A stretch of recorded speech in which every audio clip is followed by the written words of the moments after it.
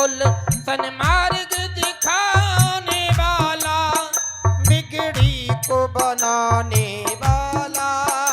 ये मधुर बोल जग पलट खोल, सतमार्ग दिखाने वाला, बिगड़ी को बनाने वाला।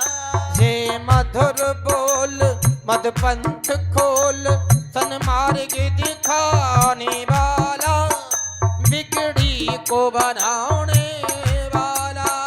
ये मधुर बोल जग पलट खोल, सतमार्ग दिखाने वाला, बिगड़ी को बनाने वाला।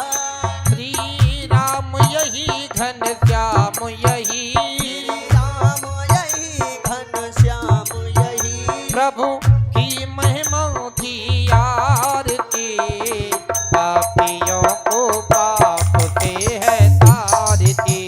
भागवत भगवान की है आरती, पापियों को पाप से है तारती।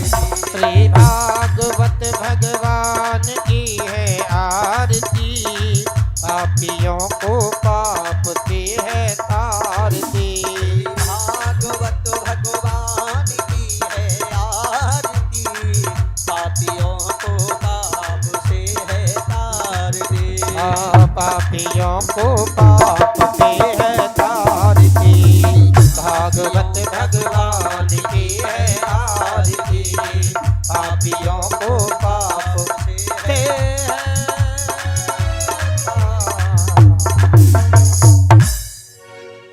बोलिए वृंदावन बिहारी लाल की जय।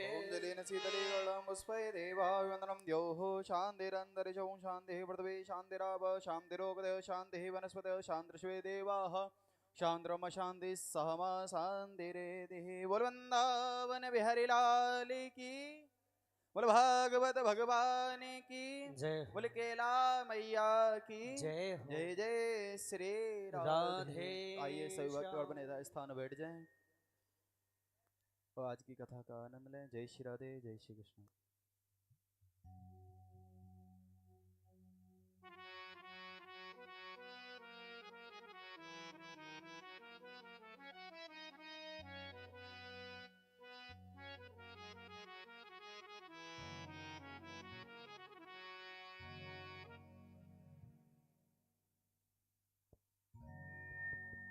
श्री राधे, श्री राधे।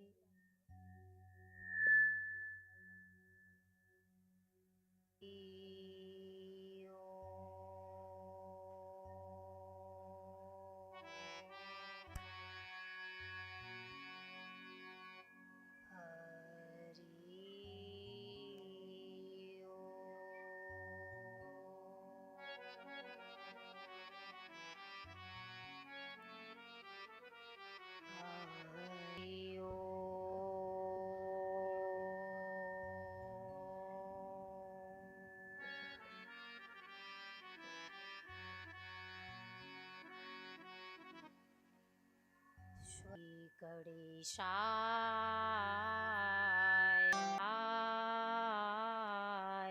नमः, आय नमः। इंदु सुंदर मुखादर विंद्र नेत्रा, कृष्णा तत्परं किमपि त्वमहं न जाने।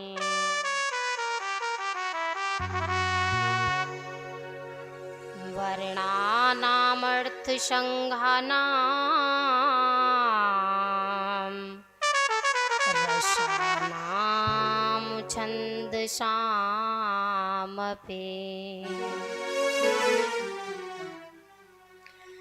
मंगलानां च कर्तारौ वन्दे वाणी विनायकौ।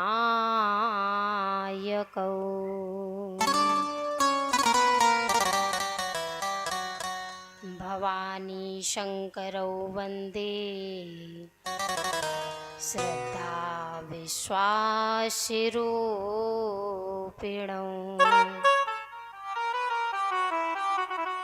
याभ्यां विना पश्यन्ति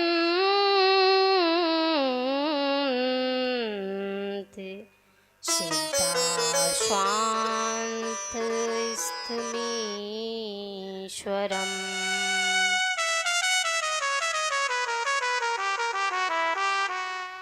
सरस्वती नमस्तुभ्यं वरदे कामरूपिणी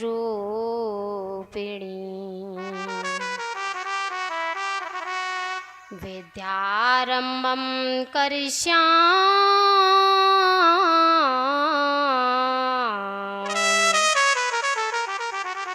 श्रीते भवतु मे सदा।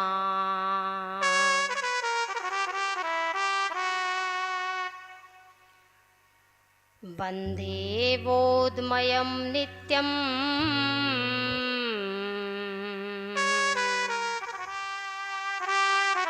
गुरु शङ्कररूपिणम्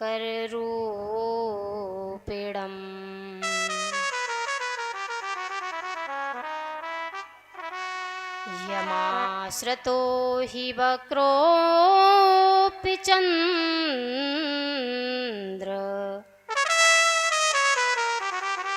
सर्वत्र वन्द्यते।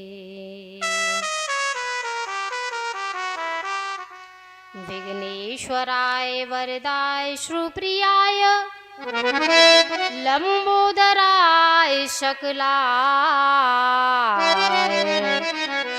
जगद्धिताय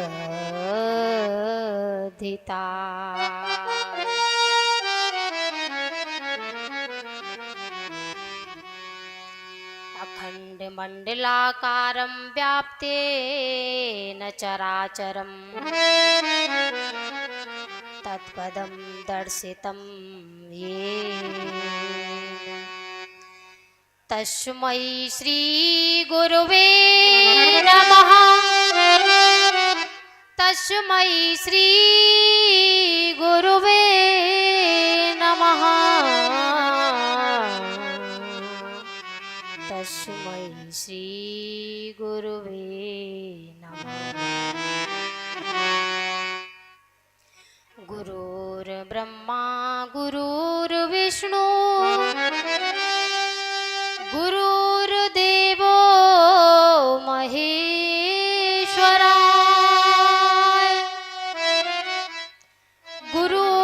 गुरुर्साक्षात् परं ब्रह्म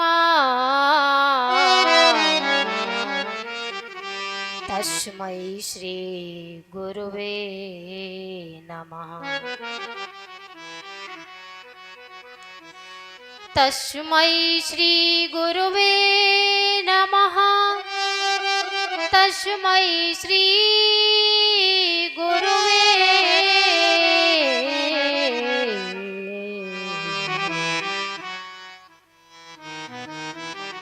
राधा तू बड़े भागिनी और कौन तपस्या कीन। तीन लोक तारण तरण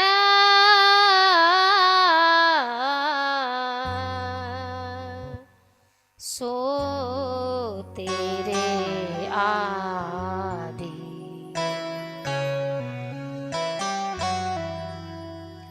राधा मेरी मात है और पिता मेरे घनश्याम।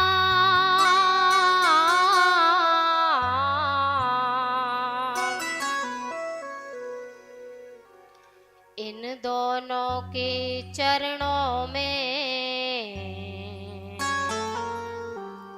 मेरा कोटि कोटि प्रणाम।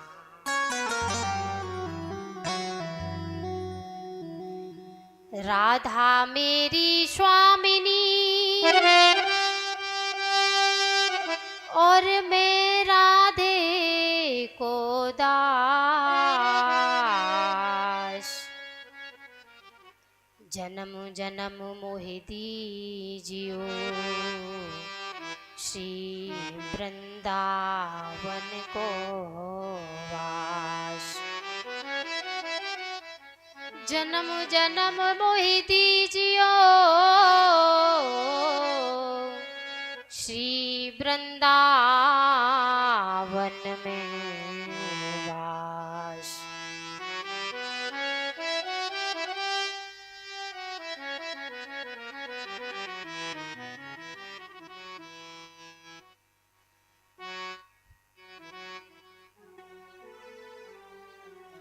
परम ब्रह्म परमेश्वर परमात्मन परम मंगलमय अकारण करुणा वरुणालय भक्ति वांछित कल्पतरु श्री बालकृष्ण लाल की वांग्मयी व्रत मूर्ति श्रीमद् भागवत महापुराण मेरे गोविंद की अनुकंपा से तथा आप सभी भक्तजनों के भक्तिपूर्ण आग्रह से आज होने जा रही है। आप सभी की कृपा से और मेरे गोविंद की कृपा से ये आज बड़ा ही शुभ अनुष्ठान आज हमें और तुम्हें प्राप्त हुआ है। आइए हम सभी मिलकर के अपने मन को हरि के चरणों में लगाते हुए 2 मिनट तालियों के साथ बड़े प्रेम भाव के साथ 2 मिनट का संकीर्तन करते हैं।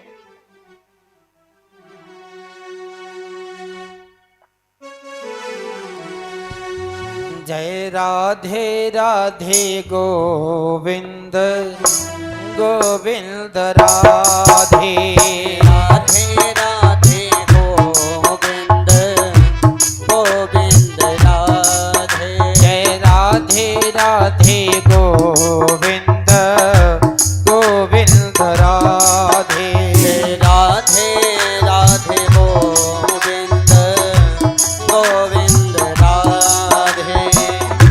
गोविंद राधे गोपाल राधे। गोविंद राधे गोपाल राधे।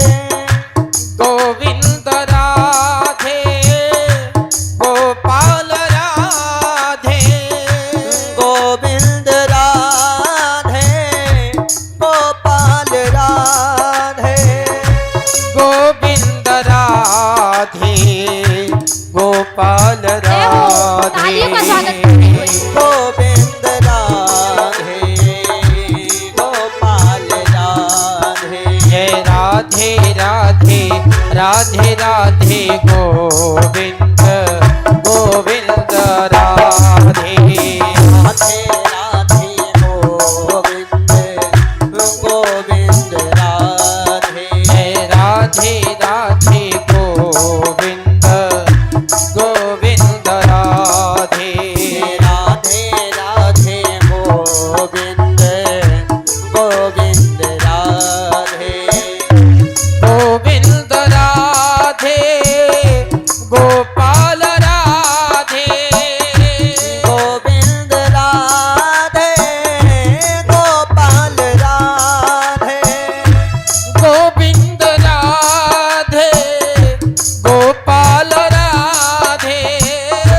गोविंद राधे गोपाल राधे। गोविंद राधे गोपाल राधे। गोविंद राधे ताली बजाते हुए हाथ उठा के।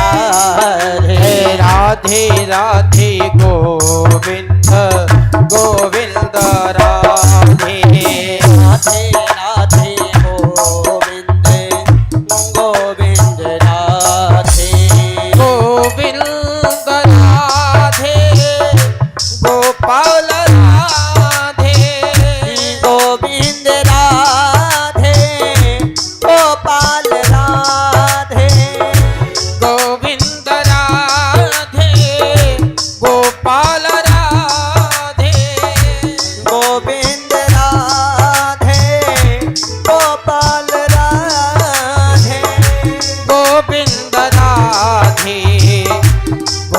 गोपाल राधे गोविंद राधे गोपाल राधे जय राधे राधे गोविंद गोविंद राधे राधे राधे गोविंद गोविंद राधे सभी जय मिलकर के राधे गाइए बड़े भाव के राधे साथ। गोविंद गोविंद राधे राधे राधे गोविंद गोविंद राधे गोविंद राधे गोपाल राधे गोविंद राधे गोपाल राधे गोविंद राधे गोपाल राधे गोविंद राधे गोपाल राधे हे गोविंद राधे गोपाल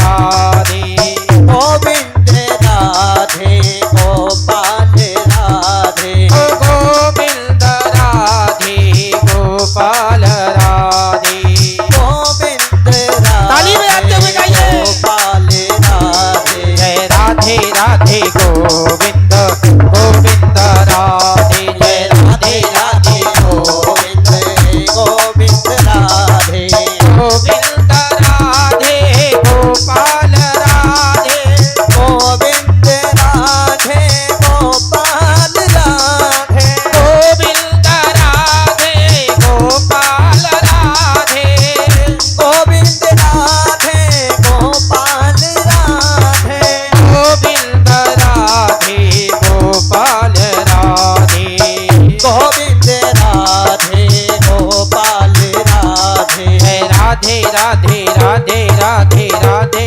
राधे गोविंद गोविंद राधे राधे राधे गोविंद गोविंद राधे जय राधे राधे गोविंद गोविंद राधे राधे राधे गोविंद गोविंद राधे गोविंद राधे गोपाल राधे गोविंद राधे गोपाल राधे गोविंद राधे गोपाल राधे गोविंद राधे गोपाल राधे गोविंद राधे गोपाल राधे गोविंद राधे गोपाल राधे गोविंद राधे गोपाल राधे गोविंद राधे गोपाल राधे जय राधे राधे गोविंद गोविंद राधे राधे राधे गोविंद गोविंद राधे जय राधे राधे गोविंद गोविंद राधे राधे राधे गोविंद गोविंद राधे जय राधे राधे गोविंद गोविंद राधे राधे राधे गोविंद गोविंद बोलिए बलते बिहारी लाल की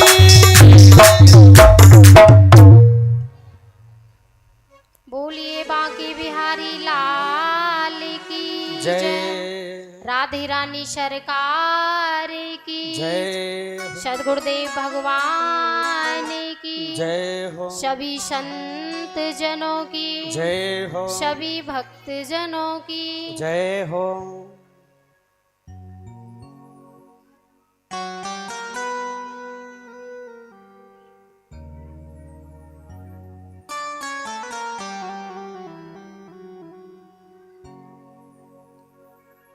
आप सभी को मैं हाथ जोड़कर बार बार बंधन करती हूँ, मेरे बंधन को स्वीकार करना।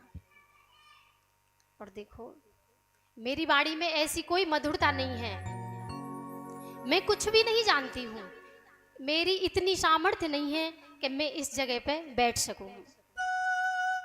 ये सब मेरे गुरु जी का आशीर्वाद है और मेरे श्री हरि की कृपा है, तभी मैं आप सभी के सामने यहाँ पर बैठी हूँ। और ये जो आप सभी की कृपा से आज ये अनुष्ठान हुआ है भागवत जी का, ये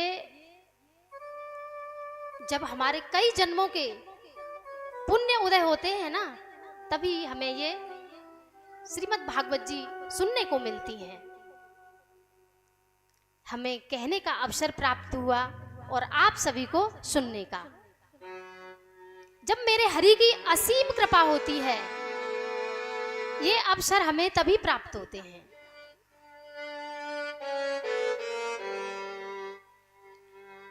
और ये जो भागवत जी है, मतलब जो आजकल शादी ब्याहों में बड़े सिस्टम जमा करने पड़ते हैं ना, ऐसे ही इनका हिसाब है। और सभी भक्तजनों के मिलने से ही ये हो पाता है, ऐसा नहीं कि एक के करने से ही हो जाए। और ये तो पुण्य की बात है कि इसमें तो सभी को जुड़ना चाहिए। ऐसा नहीं है कि अरे वहां पे कथा हो रही है, चलो एक आगे चलते हैं, दो पीछे चलते हैं, तो ऐसा नहीं होना चाहिए। ये तो सद्मार्ग है, प्रभु का रास्ता है, अपने रास्ते पे बुलाते हैं प्रभु। एक बार इनकी तरफ आकर तो देखो, एक कदम तुम इनके लिए रखो तो मेरे हरि आपके लिए 10 कदम बढ़ाएंगे। एक बार तुम इनके रास्ते पर चलकर तो देखो।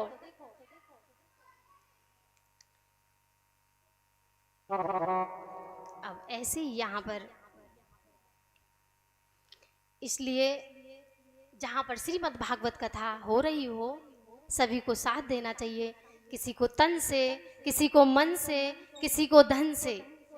ऐसा नहीं है कि धन से ही, ये जरूरी नहीं है। धन नहीं है तुम्हारे पास, मन तो है, तन तो है, किसी भी प्रकार से थोड़ा थोड़ा इसमें सभी को सहयोग करना चाहिए।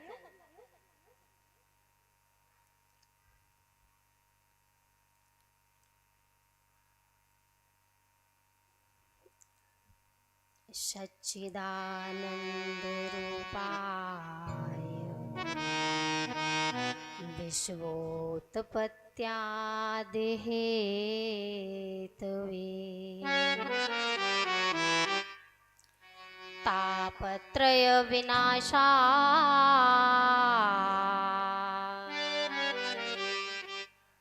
श्री कृष्णाय वयं नमः। सच्चिदानंद रूपाय, सतचित आनंद। सत्य क्या है? सत्य था और सत्य है और सत्य मध्य में भी रहेगा। सत्य कभी छीड़ नहीं होता है, सत्य हमेशा रहता है। सतचित आनंद, चित माने प्रकाश। प्रकाश क्या है? प्रकाश को तो आप सभी जानते होंगे। स्वयं मेरे प्रभु प्रकाश हैं, उनको किसी भी प्रकाश की जरूरत नहीं होती है, वो तो स्वयं ही प्रकाशमान है। और प्रकाश की जरूरत है तो हम सभी को है। हम सोचो कोई पुस्तक पढ़ रहे हैं और अचानक से लाइट चली जाए तो एकदम से घबरा जाएंगे, अरे अब हम कैसे पढ़ाई करेंगे, अब हम कैसे लिखाई करेंगे, लाइट चली गई। तो हमें लाइट की जरूरत है, हमें प्रकाश की जरूरत है। और मेरे प्रभु हरि स्वयं प्रकाशमान है, उनको किसी लाइट की प्रकाश की जरूरत नहीं है। सतचित आनंद। और आनंद क्या है? आनंद भी मेरे प्रभु हैं। आनंद हमारे स्वयं के अंदर है, मगर हम पहचान नहीं पाते आनंद को। हम आनंद को अपने से बाहर ढूंढते रहते हैं। और बताऊं सच्चाई आज की, तो आजकल तो आनंद को कहाँ ढूंढ रहे हैं लोग बाग। बाजार गए, 2 पिज्जा खाए, बोले बड़ा आनंद आया, इसको आनंद समझे बैठे हैं, पर ये कोई आनंद नहीं है। और आज तो मम्मी बड़ा अच्छा सा हलवा बनाना, मम्मी ने हलवा बनाया और बच्चों ने खाया, आज तो मम्मी बड़ा आनंद आया, तो ये कोई आनंद नहीं है। और बहुत से लोग क्या समझते हैं कि अरबों खरबों की संपत्ति कमा के बैठे हैं, इसी में आनंद समझ रहे हैं कि हम बड़े आनंद में हैं। एसी के कमरे में सो रहे हैं, इसी को आनंद समझ रहे हैं, पर ये कोई आनंद नहीं है। और जो ज्यादा धनवान है ना, क्या करते हैं, सारे दिन मेहनत करते हैं और शाम को पता है घर पे आकर के दाल के साथ रूखा फुल्का खाते हैं, क्योंकि आनंद समझ रहे हैं पैसे कमाने, पैसे कोई आनंद समझ रहे हैं। ये कोई आनंद नहीं है। आनंद क्या है? स्वयं मेरे प्रभु है आनंद।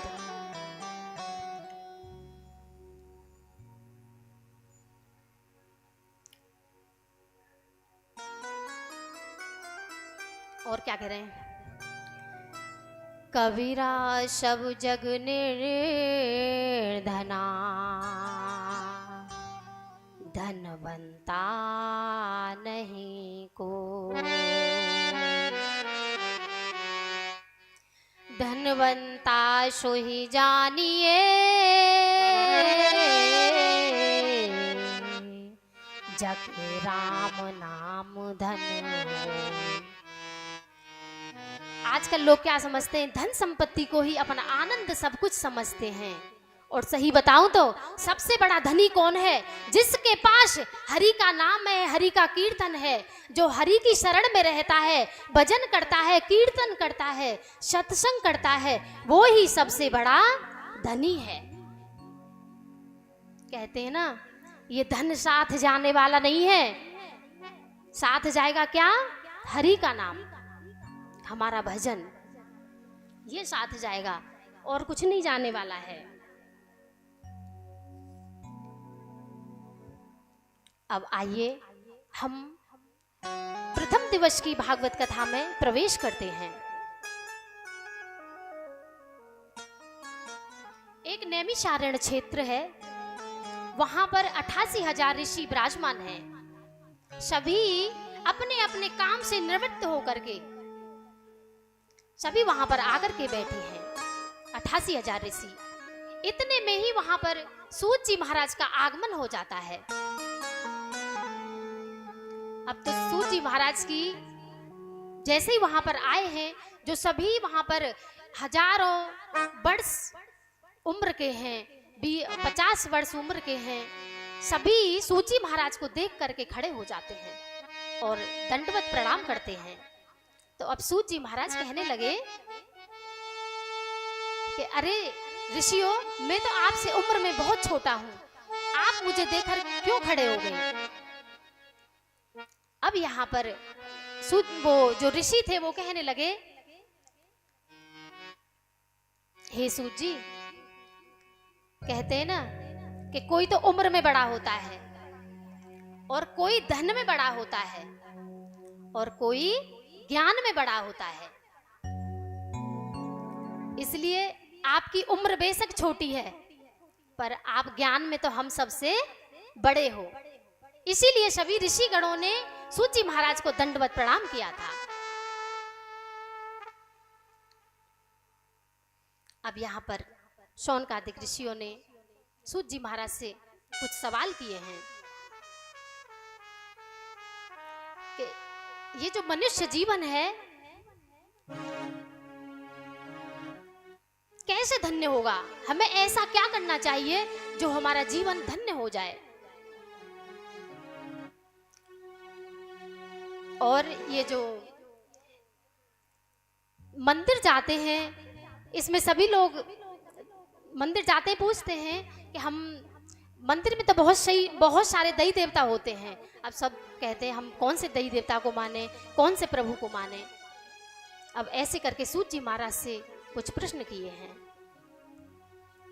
अब यहाँ पर सूत जी महाराज बड़े खुश हुए, कहने लगे आजकल दुनिया बड़ी मतलबी हो गई है, सब अपने ही मतलब के प्रश्न पूछते हैं, और आपने तो शौनकादिक ऋषियों पूरे संसार के हित के लिए प्रश्न पूछे हैं।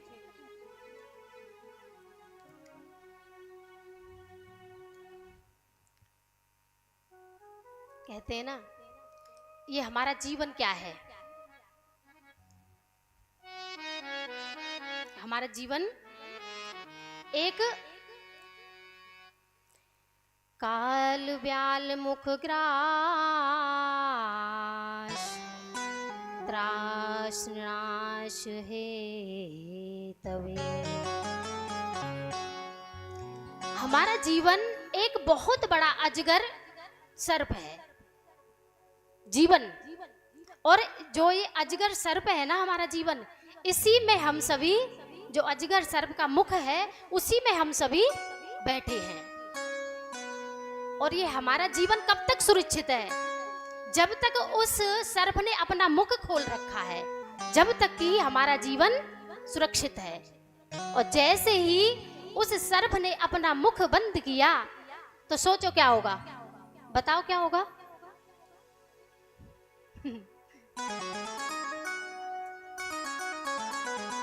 ऐसे ही जीवन है। कहने का मतलब ये है, जब तक जीवन है ये मत सोचो कि अभी क्या उम्र है भजन करने की, सब हो जाएगा, भजन कर लेंगे। आज से अभी से शुरू हो जाओ हरि नाम में, उठते बैठते जागते सोते। ये नहीं है कि अरे महाराज जी टाइम नहीं है, कहाँ से भजन कर ले। झाड़ू लगाते बैठते उठते सोते खाने पीते सब, बस हर टाइम हरि का कीर्तन भजन करते रहो, भव से बेड़ा पार है।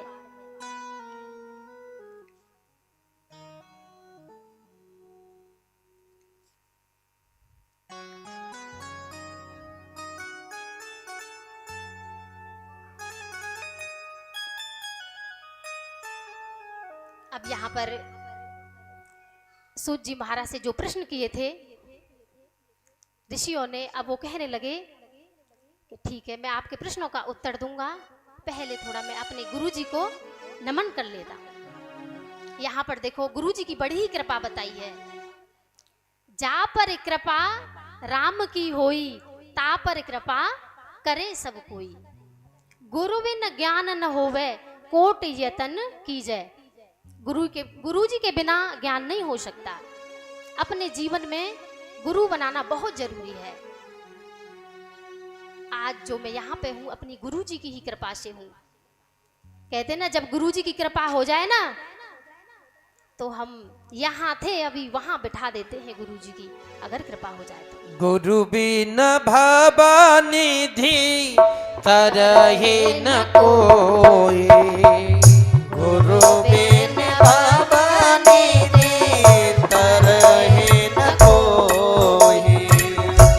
गुरु बिन भवनिधि तरहि न कोई, गुरु बिन भवनिधि तरहि न कोई। गुरु बिन भवनिधि तरहि न कोई। सो विरल चल कर सम होई। श्री राम जय राम जय जय राम। श्री राम जय राम जय जय राम। श्री राम जय राम जय जय राम।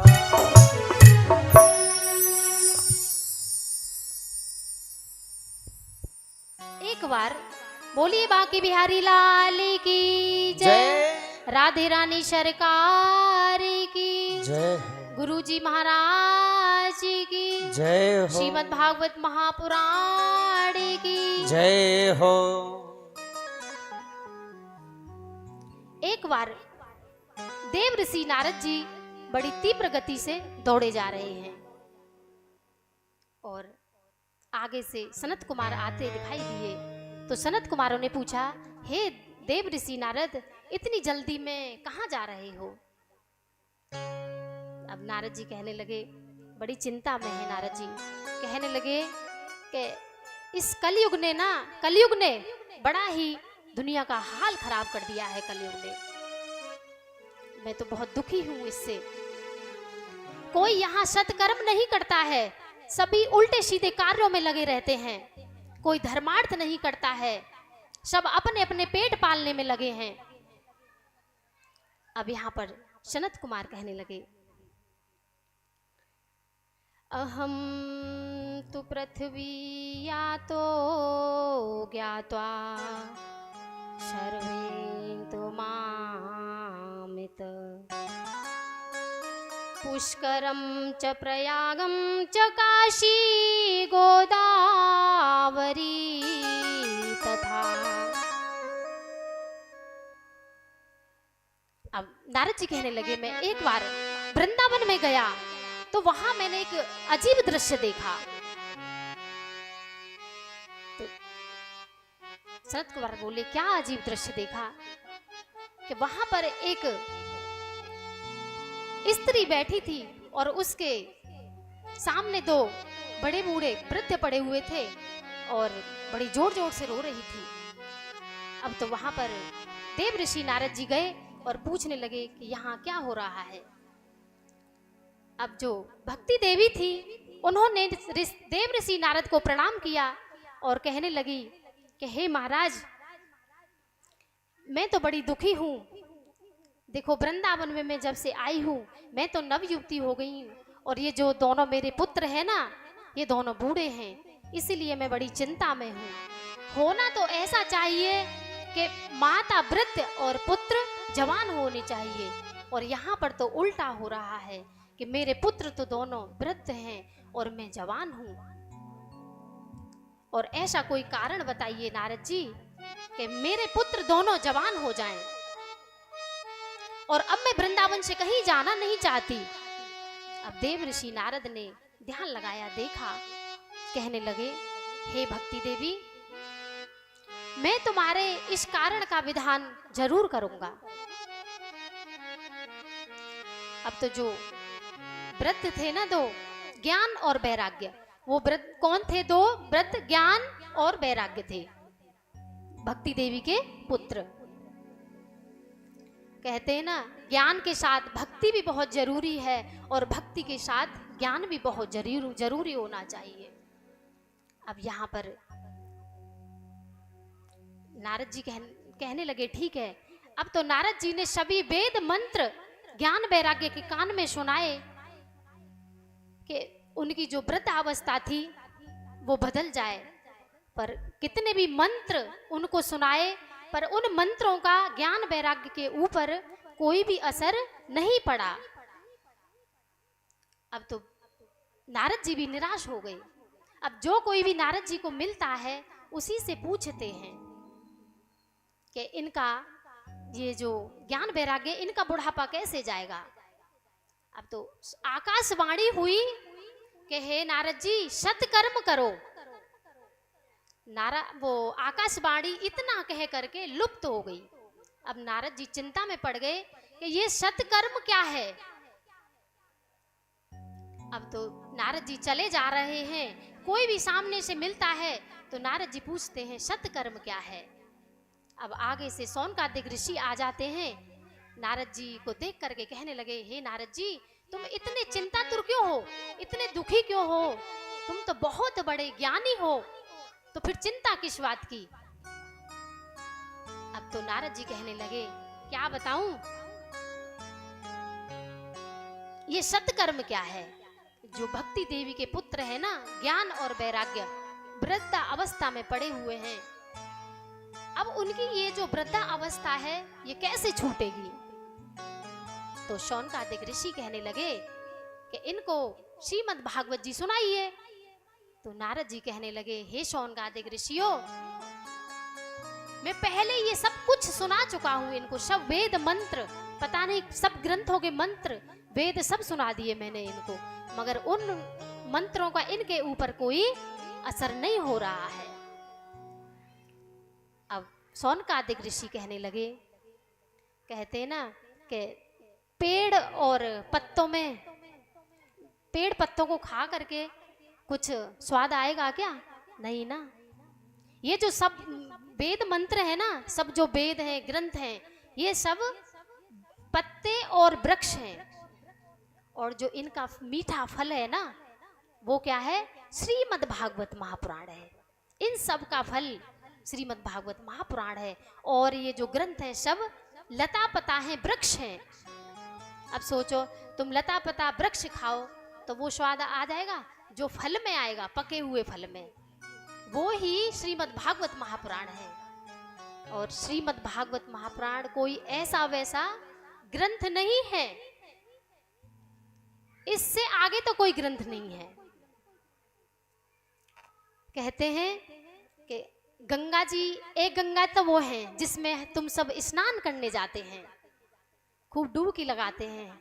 अगर ज्यादा डुबकी उस गंगा मैया में लगा ली नहीं तो डूब जाओगे। सच बताओ, डूब जाओगे ना अगर ज्यादा गहराई में चले गए तो। और एक गंगा मैया ये है, उस गंगा मैया पे तो आपको चल करके जाना पड़ता है जब तुम स्नान करते हो।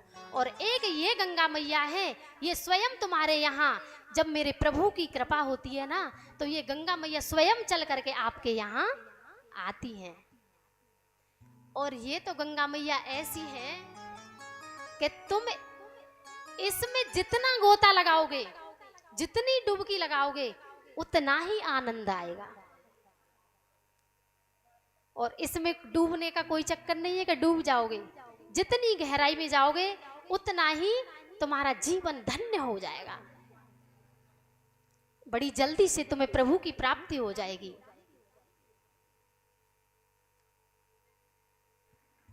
गोविंद बोलो, हरि गोपाल बोलो, गोविंद बोलो, हरि गोपाल बोलो, गोविंद बोलो, हरि गोपाल बोलो, गोविंद बोलो हरि गोपाल बोलो, बोलो हरि गोपाल बोलो।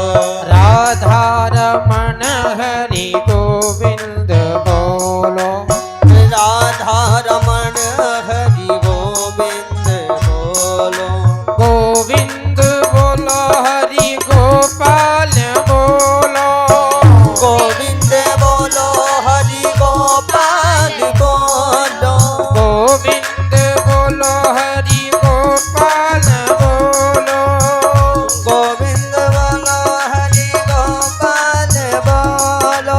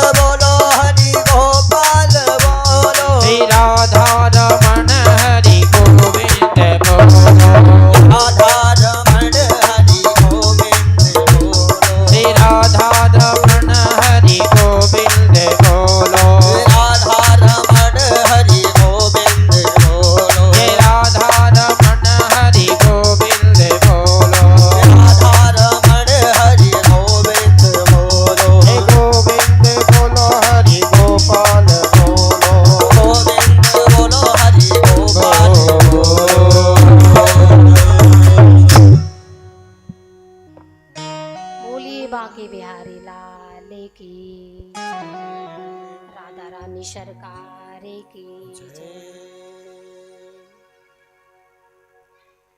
ये जो भागवत महापुराण है ना, ये ही एक पका हुआ फल है, इसलिए इसका टेस्ट सभी को करना चाहिए, इसका स्वाद सभी को लेना चाहिए। ऐसा नहीं सोचना चाहिए कि अरे अभी तो हमारे राजेश्वर मंदिर पे हुई थी, अब इटौरा पे हो रही है, अब वही वहां सुनी वही वहां सुनी, ऐसा नहीं सोचना चाहिए। कहते हैं ना, हरि का नाम हम जितना लेंगे उतना ही हमारे लिए अच्छा है, और समय का कुछ पता नहीं है कब यहां से, इसलिए हर वक्त हर घड़ी हर पल हरि का नाम जपते रहो।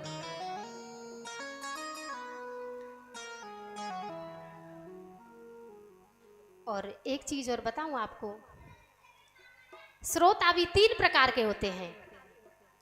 एक तो होते हैं श्रोता, एक श्रोता, एक सरोता और एक सोता। सरोता सबसे पहले सरोता, श्रोता कि जो बड़े प्रेम भाव से शांतिपूर्वक सब इधर उधर का झंझट छोड़ के कि अरे घर में काम पड़ा होगा, सब कुछ छोड़ दो बिल्कुल, अगर यहाँ पर आए हो तो सब छोड़ दो। ये झंझट तो चलते रहते हैं और काम कभी खत्म होने वाला नहीं है, जबरदस्ती टाइम निकालना पड़ता है हरि की शरण में आने के लिए। सही बताओ, सत्य बात है ना? काम करते रहो, टाइम नहीं मिलेगा। काम करो मगर 2 मिनट 5 मिनट 10 मिनट जितना बन सके हरि की शरण में जरूर जाओ, जरूर उनका नाम जपो। और श्रोता जो होते हैं बड़े ही अच्छे मन से ध्यान से श्रीमद् भागवत महापुराण सत्संग कीर्तन जहां भी ये कार्य हो रहा हो हरि का, तो बड़े ध्यान से सुनते हैं। और सरोता कैसे होते हैं? आए बैठ गए। आजकल माता बहनें ज्यादा बात करती हैं, हेरी तेरी बहू ठीक है, काम हम तो कर लेते हैं ना, ऐसी बात भी आके बहुत सी माता बहनें कथा में करती हैं। हर माता बहन के लिए नहीं बोल रही, मगर करती है ये काम। सरोता ऐसे होते हैं कि कथा में बातें करते ही रहते हैं।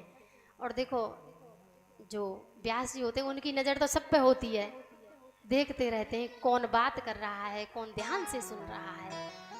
इसलिए ये भागवत कोई ऐसा हंसी मजाक का ग्रंथ नहीं है कि आए बैठ गए बात कर ली और घर चले गए, ऐसा नहीं है। अगर आए हो, टाइम निकाला है, घर से काम छोड़ा है, तो यहाँ से कुछ ना कुछ लेकर के जाओ। व्यर्थ में मत अपने टाइम को वेस्ट करो, यहाँ आके कुछ ना कुछ लेके जाओ। और सोता कैसे होते हैं कि घर पे तो किसी किसी के छोटे छोटे नाती पोते होते हैं, बेचारे चैन से नहीं सो पाते हैं। और किसी किसी की तो घर वाली ऐसी होती है कि अरे ना सुनने ये काम करो और वो काम करो, तो ऐसे लगाए रखती हैं, बेचारे आराम नहीं कर पाते, बड़े दुखी रहते हैं। तो सोचते हैं आज तो भैया इटौरा मंदिर पे कथा है रही है, तो वहाँ चल रहे हैं, नेक चैनते एक खम्मा से कमर लगाए के नेक सो लेंगे, आराम कर लेंगे। सरोता ऐसे होते हैं, सोता क्या आए और जय श्री राम करी और जगह भी ऐसी आनंद ले रहे हैं नींद के। सोता ऐसे होते हैं। तो कहने का भाव ये है कि कथा में यहाँ से कुछ ना कुछ लेकर के जाओ और सोने पे बातों पे ज्यादा ध्यान मत दो। अब देव ऋषि नारद जी कहने लगे शौनकादिक ऋषियों से कि ये कथा कहाँ पर करनी चाहिए हमें, जो ज्ञान और वैराग्य का ये जो वृद्ध अवस्था है ये चली जाए। अब शौनकादिक ऋषि कहने लगे कि हरिद्वार में गंगा के तट पर कथा करो।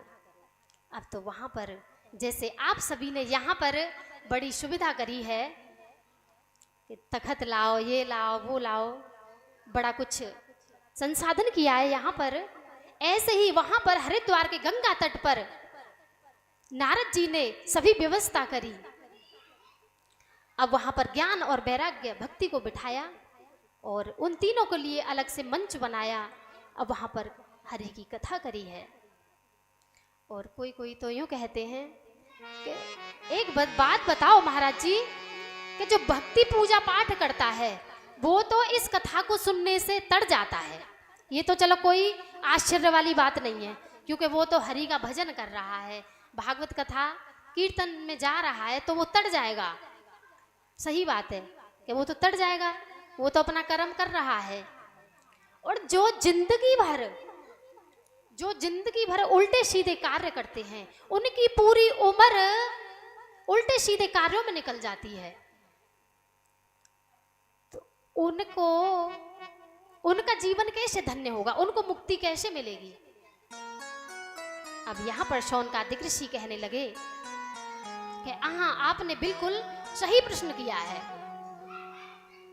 कि ये जो भागवत कथा है ना, एक जन्म की तो छोड़ो, जिसने 7 जन्म में पाप किए हो ना, उल्टे सीधे कार्य किए हो, एक जन्म की तो छोड़ो, मरने के बाद अगर वो भूत योनि को प्राप्त हो जाए और उसको श्रीमद् भागवत महापुराण सुनाई जाए तो उसको भी मुक्ति मिल जाती है। ये श्रीमद् भागवत पुराण ऐसा ग्रंथ है।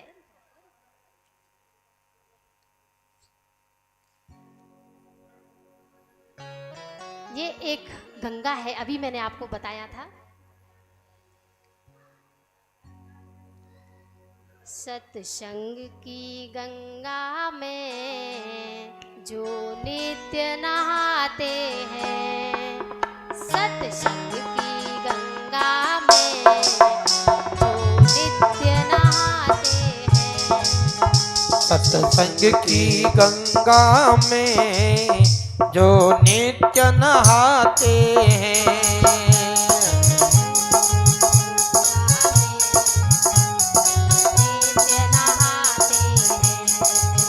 सत्संग की गंगा में जो नित्य नहाते हैं, पापी भी पावन हो जाते हैं, पापी से पापी भी पावन हो जाते हैं। सत्संग की गंगा में, सत्संग की गंगा में जो नित्य नहाते हैं, सत्संग की गंगा में जो नित्य नहाते हैं, सत्संग की गंगा में जो नित्य नहाते हैं, सत्संग की गंगा में जो नित्य नहाते हैं, पापी से पापी भी, पापी से पापी भी पावन हो जाते हैं, पापी से पापी भी पावन हो जाते हैं।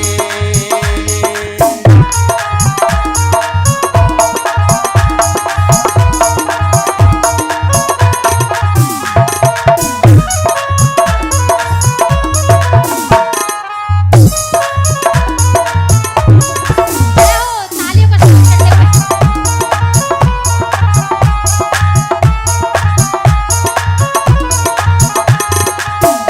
ऋषियों और मुनियों ने महिमा वो गाई है, ऋषियों और मुनियों ने मेहमाने गाई है, सत्संग ही जीवन है ये बात बताई है, सत्संग ही जीवन है ये बात बताई है। और ये वेद बताते हैं, ये वेद बताते हैं और रंग बताते हैं,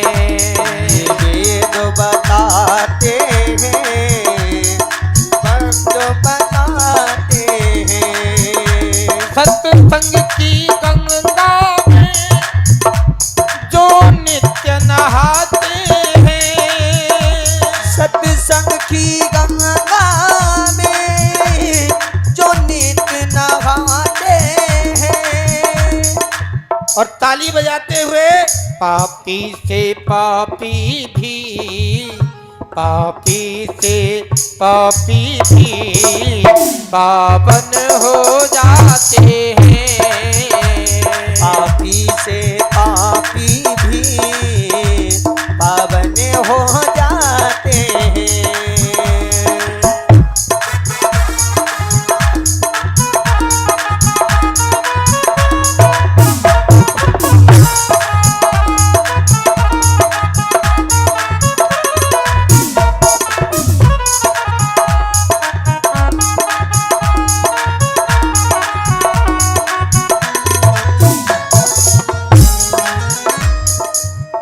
बचनों के मोती हैं, संगत के सागर हैं। बचनों के मोती हैं, संगत के सागर हैं। बचनों के मोती हैं, संगत के सागर हैं। बचनों के मोती हैं, संगत के सागर हैं। फल ही फल मिलते हैं, सुख के इस पल भर में।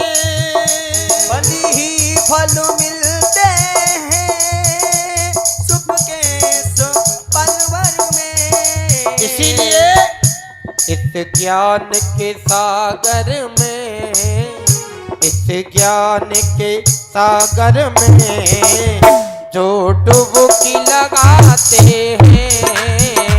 इस ज्ञान के सागर में जो डुबकी लगाते हैं। सत्संग की गंगा में जो नित्य नहाते हैं। सत्संग की गंगा में जो नित्य नहाते हैं। इस तीरथ से बढ़कर कोई तीरथ धाम नहीं। इस तीरथ से बढ़कर कोई तीरथ धाम नहीं। दुख कलेश संकट का यहाँ पर कोई काम नहीं। दुख संगीत संकट का यहाँ पर कोई काम नहीं। आते हैं जगत में जो, आते हैं जगत में जो जीवन को संजोते हैं। सत्संग की गंगा में जो रोज नहाते हैं। पापी से पापी भी, पापी से पापी भी पावन हो जाते हैं। पापी से पापी भी पावन हो जाते हैं।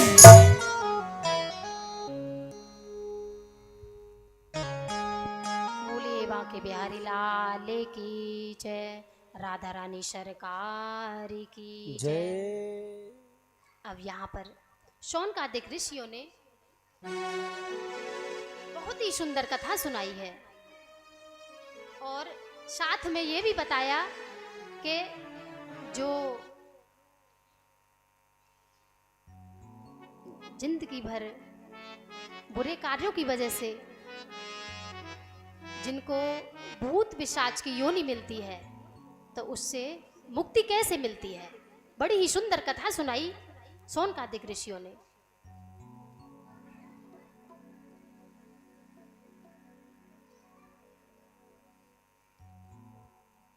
तुंगभद्रा तटे पूर्वं भूत्पनमोत्तमम्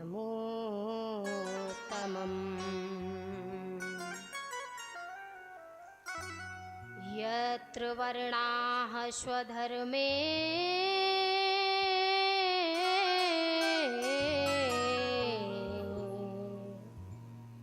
सत्य सत्कर्म तत्परा।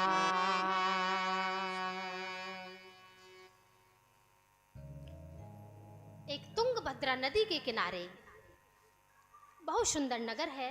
उस नगर का नाम है उत्तम नगर। वहां पर एक पंडित जी रहते थे। जो उत्तम नगर था, उस नगर में एक पंडित जी रहते थे और उनका नाम था आत्मदेव जी। यहाँ पर सोनकादिक ऋषियों ने क्या बताया था, उनको क्या बड़ी सुंदर कथा सुनाई थी कि जिनको भूत पिशाचों की जो योनि मिल जाती है, फिर उनकी मुक्ति कैसे होती है, कैसे उनको मुक्ति मिलती है। यहाँ पर वो ही बताया कि पूजा भजन पाठ करके तो और सब तर जाते हैं, और जिनको भूत पिशाच की योनि मिलती है वो कैसे तरते हैं।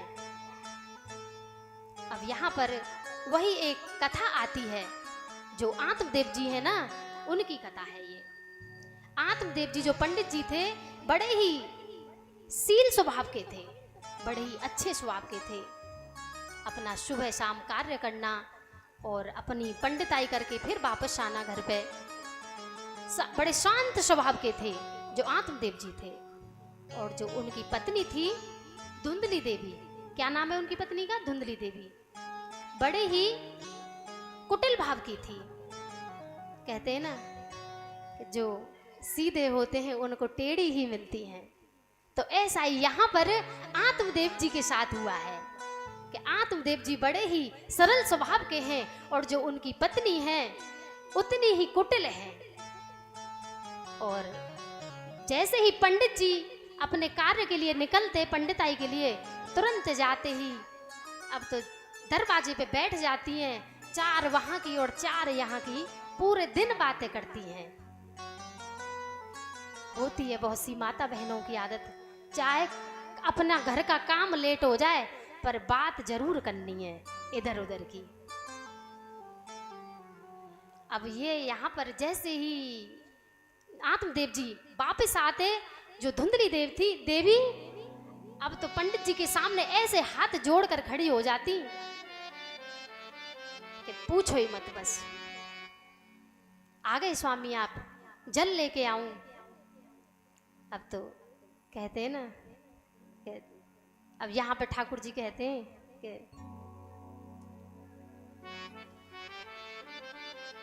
एक दिन पंडित जी कहने लगे कि देवी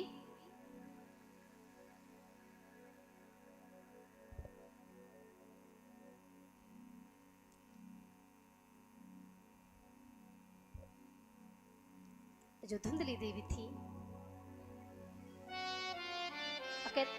सारे दिन झूठ बोलती थी। अब कभी कहते ना कोई बंदा दिन में 50 झूठ बोलता है, उसकी कोई गिनती नहीं है। अगर दिन में एक बार सत्य बोल दिया ना तो सोचता है कि हरिश्चंद्र के बाद हमारा ही नंबर है। ऐसा ही होता है ना आजकल कि झूठ का ध्यान नहीं है। अगर एक बार सत्य बोल दिया तो कहते हैं कि सत्य हरिश्चंद्र राजा के बाद हमारा ही नंबर है। ऐसा ही धुंधली देवी का कार्य था। अब उनके यहाँ पर जो आत्मदेव जी थे, गाय थी एक, और आत्मदेव जी वृद्ध अवस्था में जा रहे थे। उनके यहाँ पर कोई संतान नहीं थी। अब तो कहते हैं ना, कुछ पड़ोसी कहने लगे, अरे पंडित जी आप तो वृद्ध अवस्था में प्रस्थान कर रहे हैं और आपके घर तो कोई संतान भी नहीं हुई है अभी तक, और आप तो बड़ा पूजा पाठ करते हैं, और जो आपके यहाँ पर एक गाय है इसने भी अभी कोई बछड़ा नहीं दिया है। आत्मदेव जी कहते हैं ना, पड़ोसी तो ऐसे होते हैं कि जहाँ सब कुछ सही वहाँ भी बिगाड़ देते हैं, और अगर ज्यादा ही अच्छे पड़ोसी मिल जाएं तो उखाड़ के पीछा छोड़े। ये सत्य बात है आज की, बिल्कुल, कि ज्यादा ही अच्छे मिल जाए पड़ोसी तो जब तक तुम्हारा काम बिल्कुल बिगाड़ नहीं दे तुम्हारा पीछा नहीं छोड़ सकते। तो ध्यान देना चाहिए कि किसी की बातों में नहीं आना चाहिए।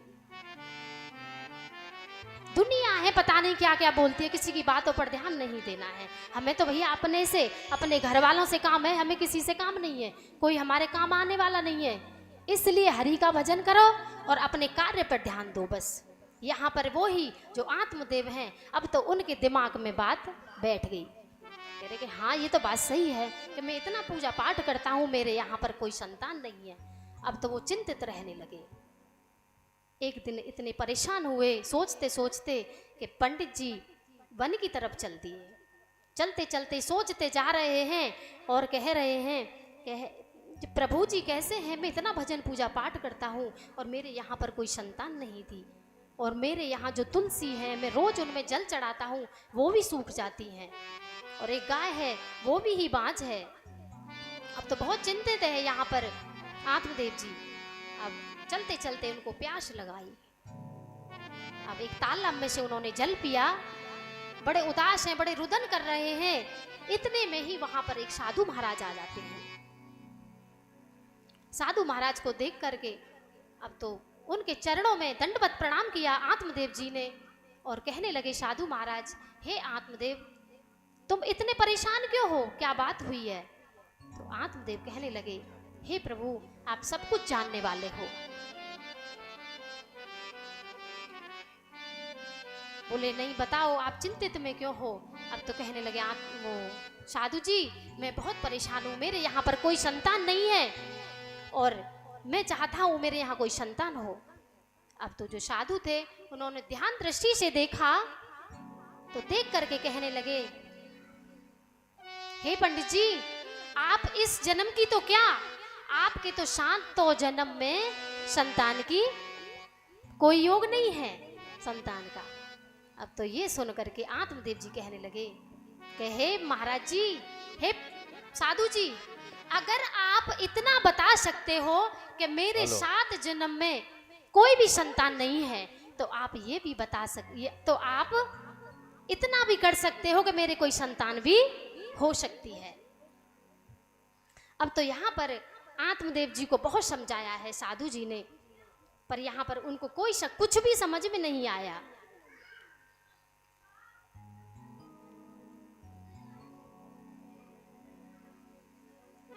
तो बार बार समझा रहे हैं कि देखो बेनु के 60,000 पुत्र हुए थे, उन्होंने कोई सुख पाया था? अब तो वो जिद कर गए हैं आत्मदेव जी। कहते ना संतान जब होती है ना, जब अच्छी संतान निकल जाए तो सुख ही सुख है, चाहे 10 संतान क्यों ना हो। जब अच्छे संस्कार हैं तो हमारा जीवन धन्य है, और जब चाहे एक भी पुत्र हो और जब दुष्ट पैदा हो जाए तो वो ही हमारा सर्वनाश कर देगा, हमारे जो पूरे कुल का सत्यानाश कर देगा एक पुत्र भी। अब यहाँ पर वो ही बार बार समझा रहे हैं साधु जी आत्मदेव को, पर उनको तो बस लगी है कैसे भी मेरे संतान हो जाए। अब आत्मदेव जी ने, वो जो साधु थे उन्होंने क्या किया, अपनी झोली से एक फल निकाला और आत्मदेव जी को दे दिया। अब तो आत्मदेव जी बड़े खुश हुए, उस फल को लेकर के घर आ गए। ला करके जो उनकी पत्नी थी धुंधली देवी, उसको दे दिया कि लो पत्नी इस फल को खा लेना, इससे हमें संतान की प्राप्ति हो जाएगी। अब इतनी मेहनत करके उस फल को वो पंडित जी लेके आए, कितनी विनती करी साधु जी से, जब वो फल उनको मिला और ला करके अपनी पत्नी को दे दिया और दे करके बता करके चले गए। सोचने वाली बात है, लाए थे इतनी मेहनत से तो अपने सामने खिला भी सकते थे, पर ऐसा नहीं हुआ। विधाता को तो कुछ और ही मंजूर था, वहां पर वो ही हुआ। अब तो वो फल लेकर के धुंधली देवी बैठी हैं, सोच रही हैं इस फल को खाऊं या ना खाऊं, बड़े चक्कर में हैं। अब तो इतने में ही उनकी बहन आ जाती है जो धुंधली देवी है। अब धुंधली देवी क्या सोच रही कि अब मेरे गर्भावस्था में मैं कैसे काम कर पाऊंगी, कैसे क्या कर पाऊंगी, कुछ नहीं हो पाएगा मुझसे, यही सोच रही थी। इतने में बहन आ जाती है, तो बहन कहने लगी, हे बहन इतनी दुखी क्यों हो, क्या बात है? तो धुंधली देवी कहने लगी, बहन क्या बताऊं, जो तुम्हारे जीजा जी है ना, ये फल लाए थे पुत्र प्राप्ति के लिए, अब मेरी समझ में नहीं आ रहा ये फल खाऊं या ना खाऊं। तो उसकी बहन कहने लगी कि बहन चिंता क्यों करती हो, बिल्कुल मत खाओ ये फल। तुम्हारे पास धन की कमी नहीं है और मेरे पास संतान की कोई कमी नहीं है। उसकी बहन थी, वो भी गर्भावस्था में थी। तो बहन कहने लगी अपनी बड़ी बहन से, देखो अपने जो तुम्हारे राजा हैं उनको झूठ मूठ को ऐसे ही बता देना कि मैंने वो फल खा लिया है, और ये फल जो तुम्हारे यहाँ गाय है ना, ये भी बांझ है, इसको खिला के देख लो, अगर तुम्हारा फल सही होगा तो उस पर असर हो जाएगा। आजकल ऐसी बातें ज़्यादा करती हैं, समझाता कोई नहीं है कि अच्छी बात है ये करो।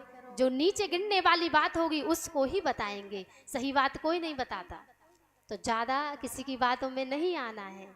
ऐसा ही यहाँ पर उन्होंने समझाया है बहन ने कि ठीक कह रही है बहन। अब जैसे ही वो दिन नज़दीक आए, अब तो जैसे ही उसकी बहन को पुत्र हुआ तो ला करके चुपचाप से अपनी बहन को दे गई और नगर में कहलवा दिया कि रानी को पुत्र प्राप्त हुआ है। अब तो कहने लगे, राजा को बड़ी खुशी हुई और जो फल था गाय को दे दिया है। उधर 3 महीने बाद गाय ने भी एक बछड़े को जन्म दिया है। अब तो राजा की खुशी की कोई सीमा नहीं है, बड़े ही खुश हो रहे हैं कि मेरे यहाँ तो पुत्र भी हो गया और मेरी गाय ने भी बछड़ा दे दिया, अब तो मेरा जीवन धन्य हो गया। कहते हैं ना कि किसी को अगर बुढ़ापे में संतान मिल जाए तो बड़ा ही खुश होगा वो, उसकी तो खुशी की कोई सीमा ही नहीं रहेगी। ऐसा ही यहाँ आत्मदेव के साथ हुआ है।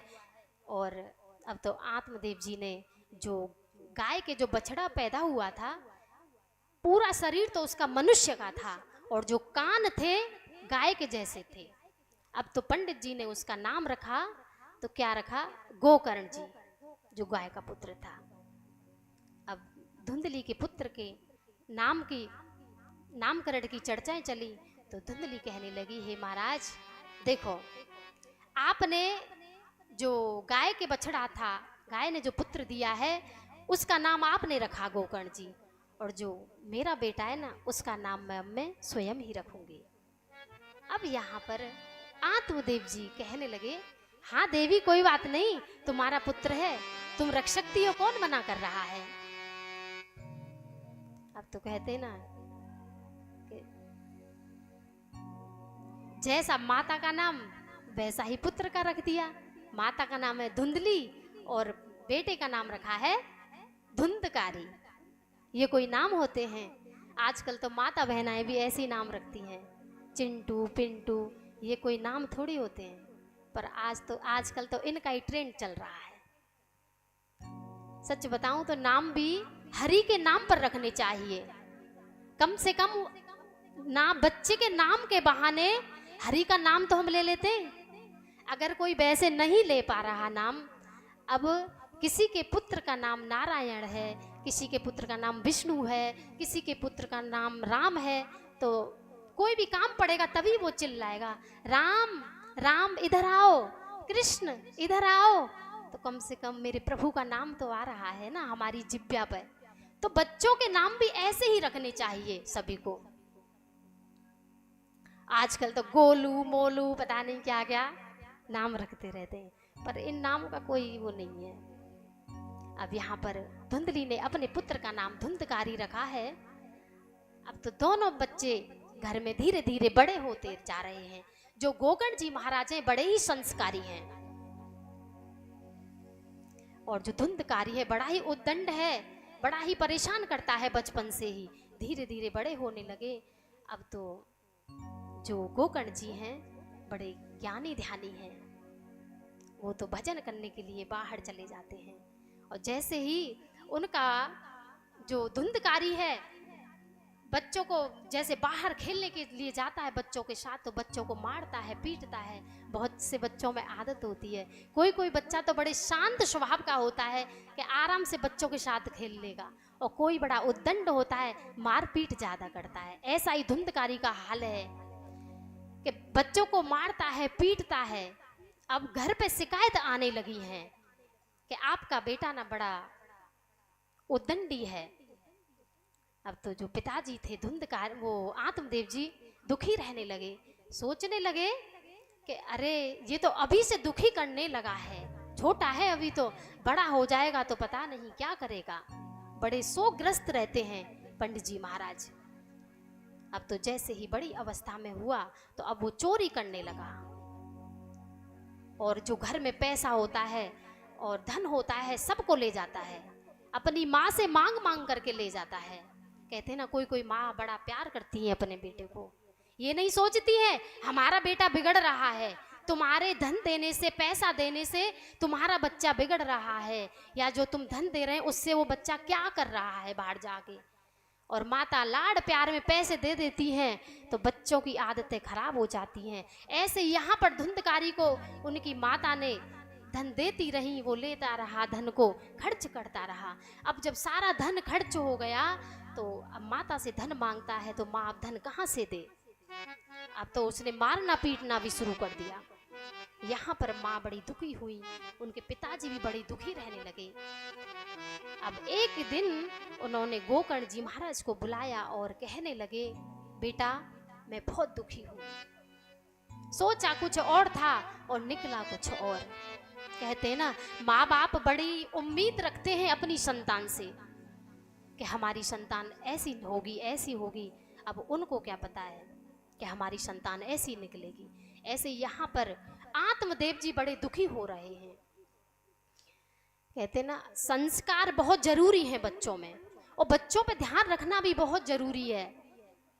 अब जो धुंधकारी है अपनी माँ को मारता पीटता है। गोकर्ण जी अब अपने पिताजी को समझा रहे हैं, पिताजी आप सब छोड़ो और भजन की वो वन की तरफ चले जाओ, आराम से भजन करो अपना, कुछ नहीं रखा है। अब तो यहाँ पर गोकर्ण महाराज भी चले गए हैं भजन के लिए वन में, और उनके पिताजी भी चले गए आत्मदेव जी। अब तो धुंधकारी और उनकी माता रह गई हैं धुंधली देवी घर पर।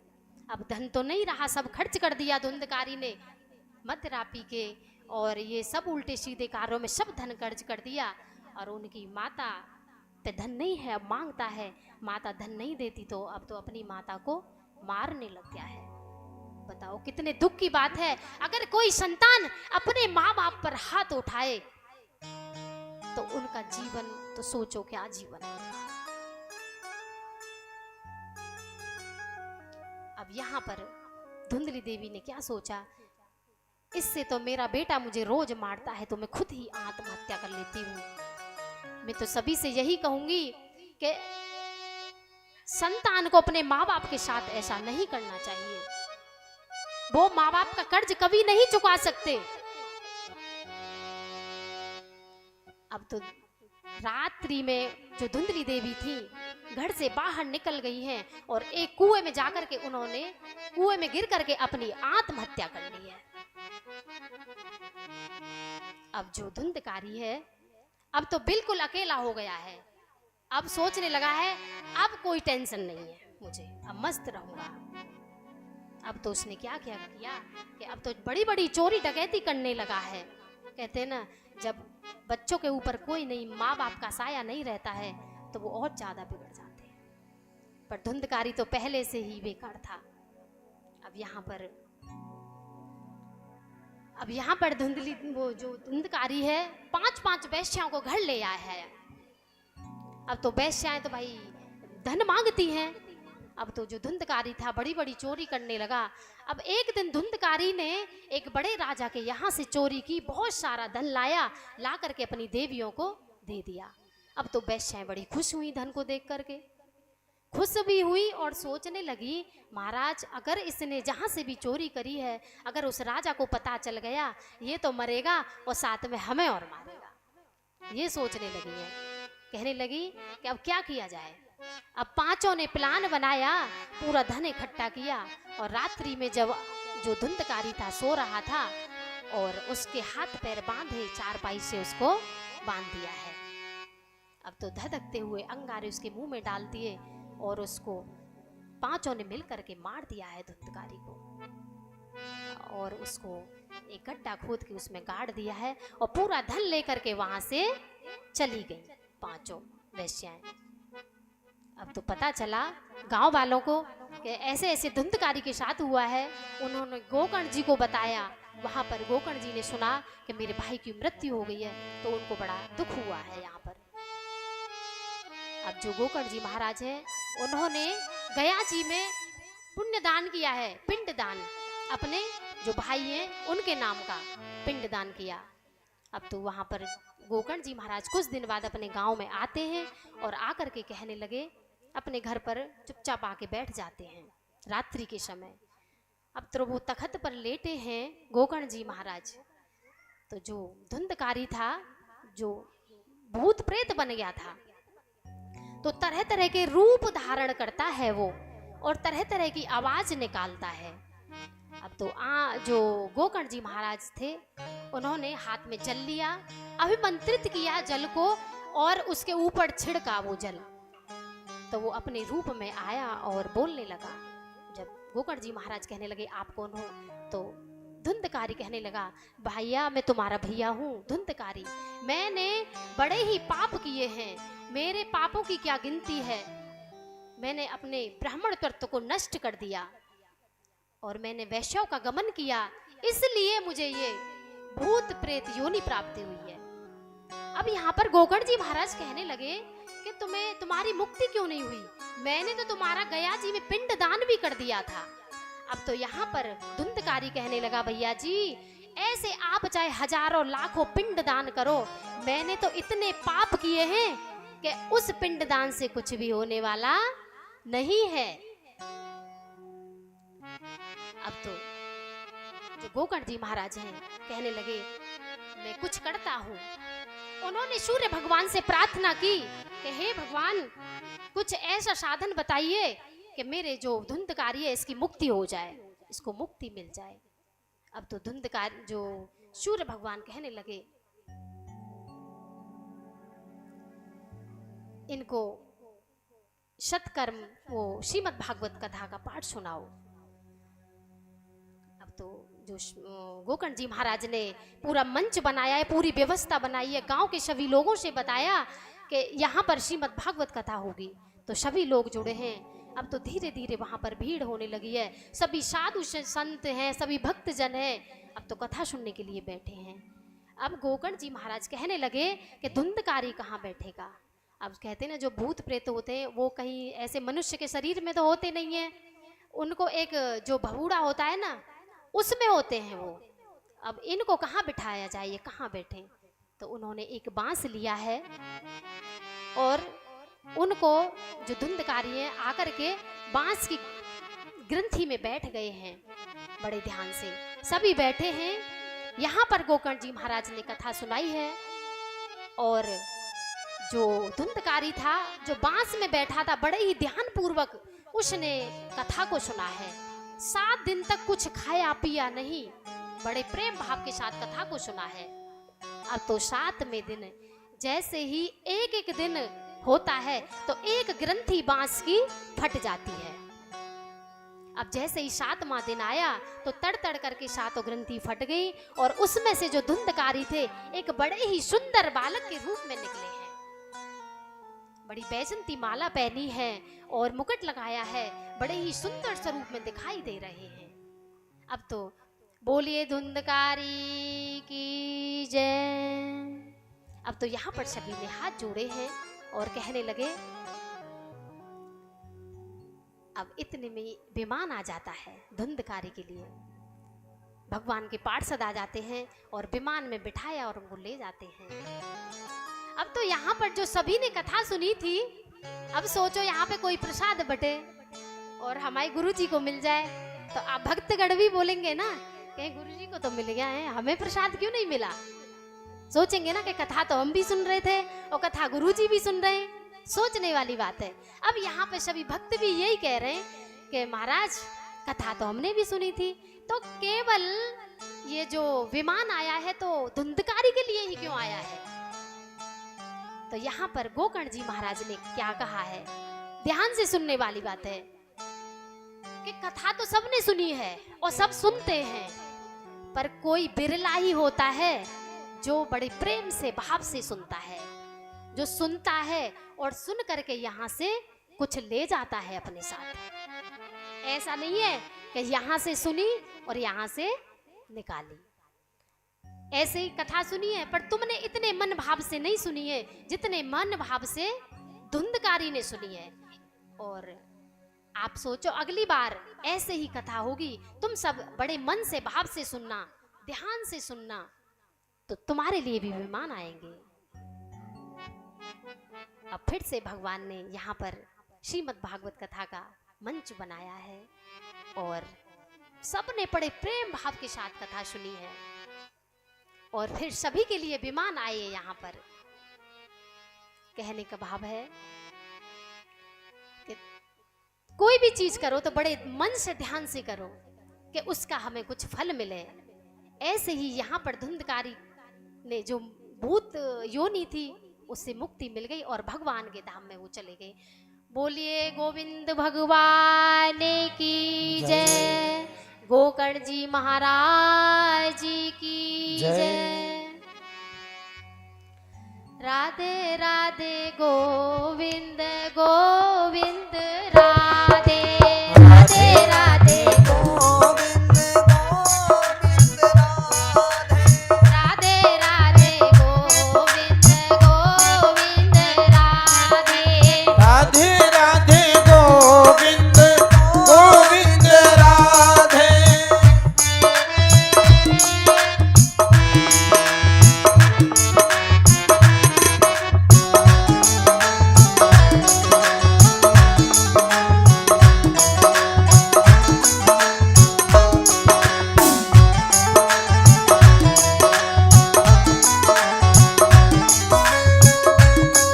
हो गोविंद राधे गोपाल राधे, गोविंद राधे गोपाल राधे गोविंद राधे गोपाल राधे। जय हो, तालियों का स्वागत करते हुए। राधे गोपाल राधे हे राधे राधे गोविंद गोविंद राधे राधे राधे गोविंद गोविंद राधे राधे राधे गोविंद गोविंद राधे।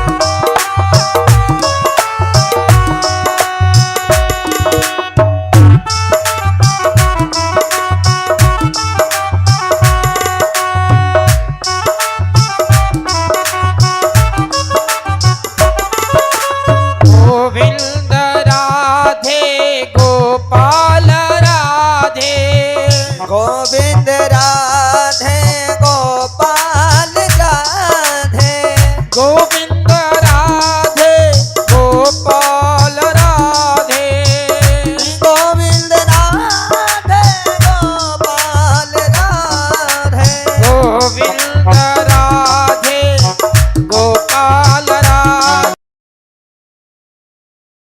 राधे राधे गोविंद गोविंद राधे राधे राधे गोविंद गोविंद राधे, राधे राधे गोविंद गोविंद राधे। बोलिए बांके बिहारी लाल की जय राधे रानी सरकार की जय। देखो इस कथा की कुछ विधि भी होती है, मतलब इसमें एक टाइम भोजन करना चाहिए कथा में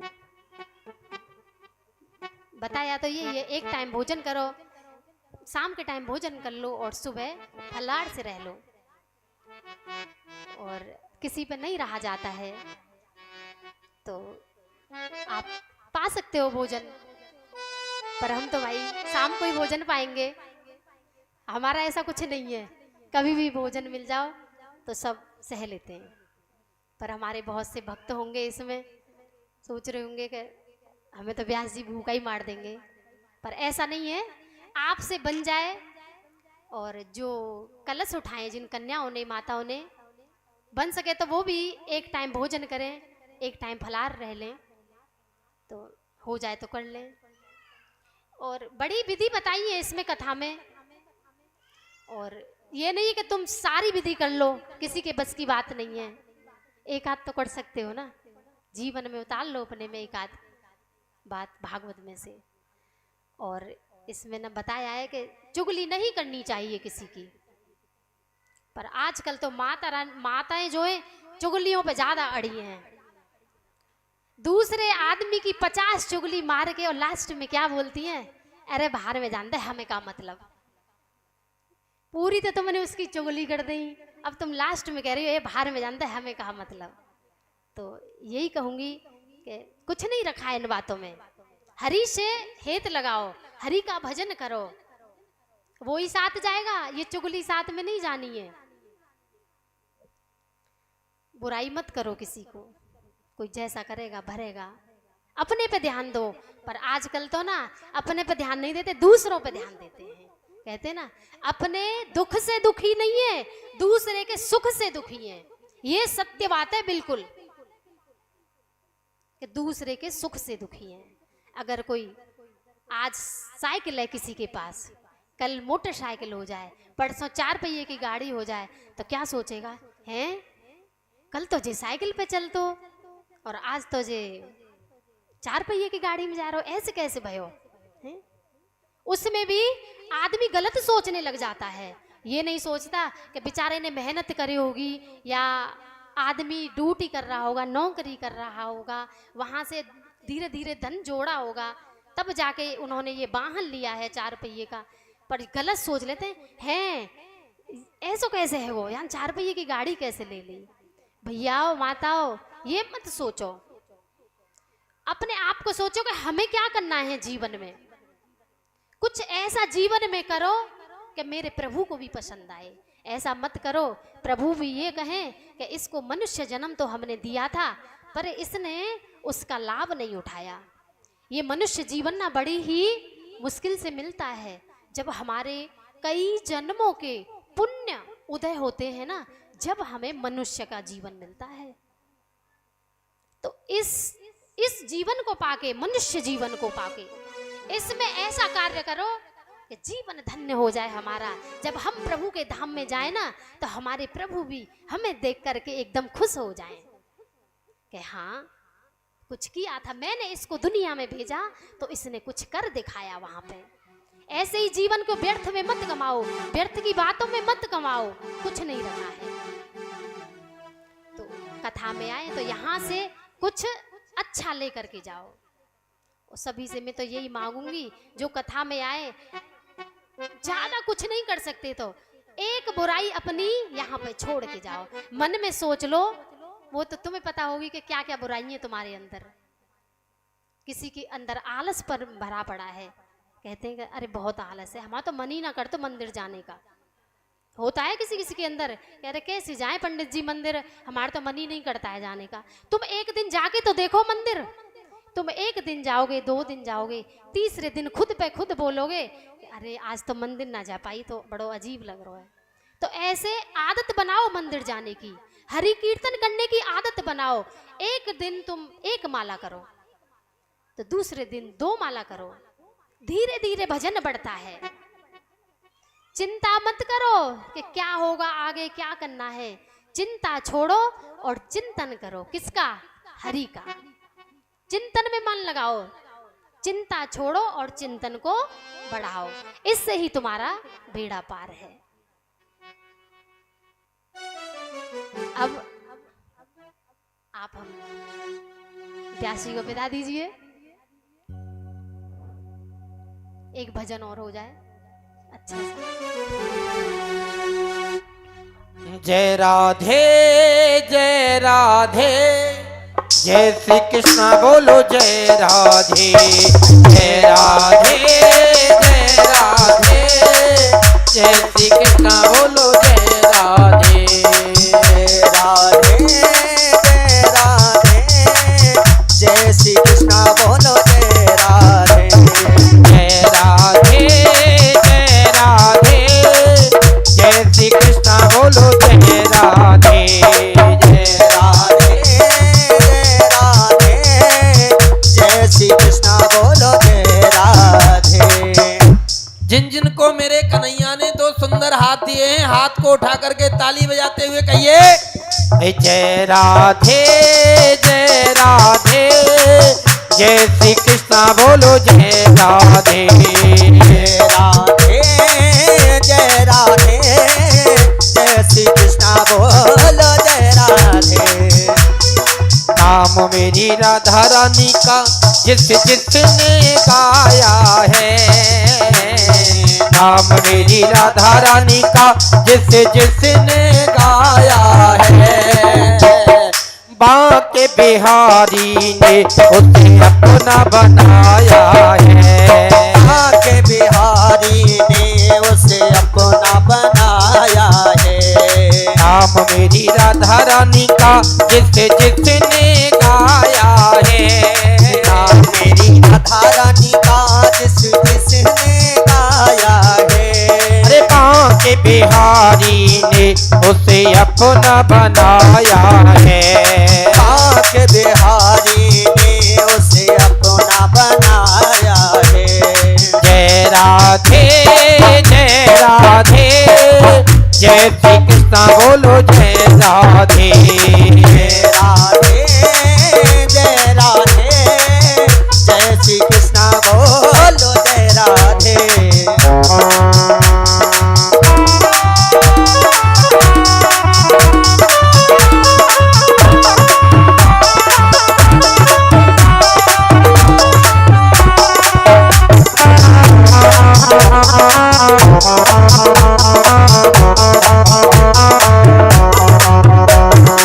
जय राधे जय राधे, जय श्री कृष्णा बोलो जय राधे। जय राधे जय राधे, जय श्री कृष्णा बोलो जय राधे। क्या नाम मेरी राधा रानी का जिस जिसने गाया है, नाम मेरी राधा रानी का जिस जिसने गाया है। एक बार हाथ उठा के कहिए बरसाने बारी की। अरे बांके बिहारी ने उसे अपना बनाया है, बांके बिहारी ने उसे अपना बनाया है।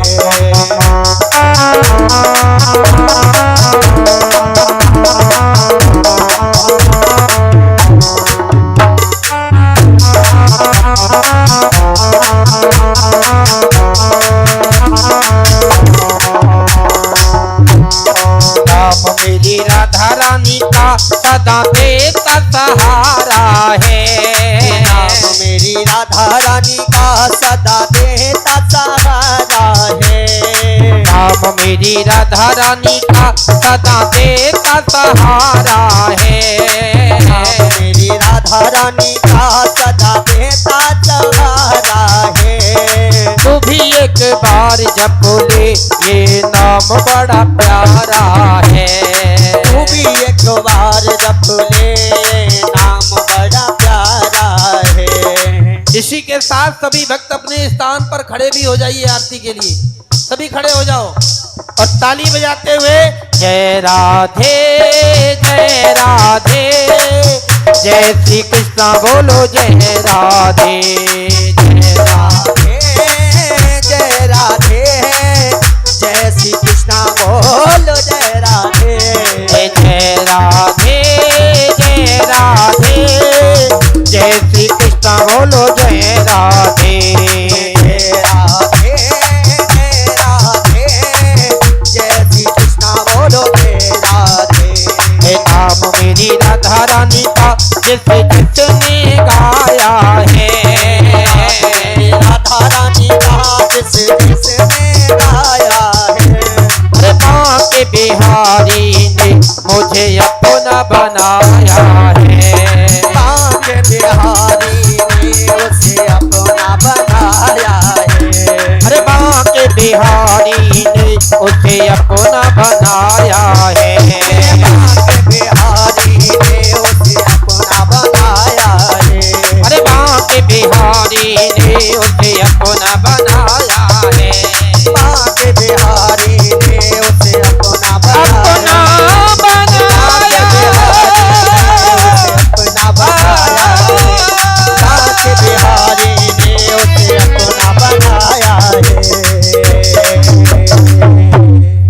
बोलिए बांके बिहारी लाल की जय। मस्त रहो और स्वस्थ रहो, राधे राधे बोलो और कहीं पर डोलो, बस हरि का भजन करो, मस्त रहो। अब मैं अपनी बाणी को यहीं पर विराम देती हूँ और 2 शब्द मेरे गुरु जी कुछ कहना चाहते हैं। हेलो हेलो, कहाँ हो जी? है ना, आवाज बढ़ा।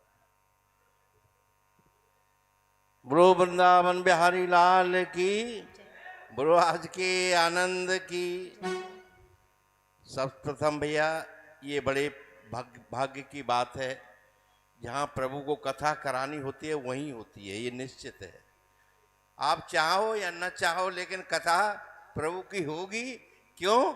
क्यों? उनकी मर्जी है, बिना मर्जी के कुछ नहीं होता। भाग्योदयेन बहुजन्म समर्जितेन सत्संगमम चलवते पुरुषा यदा वही।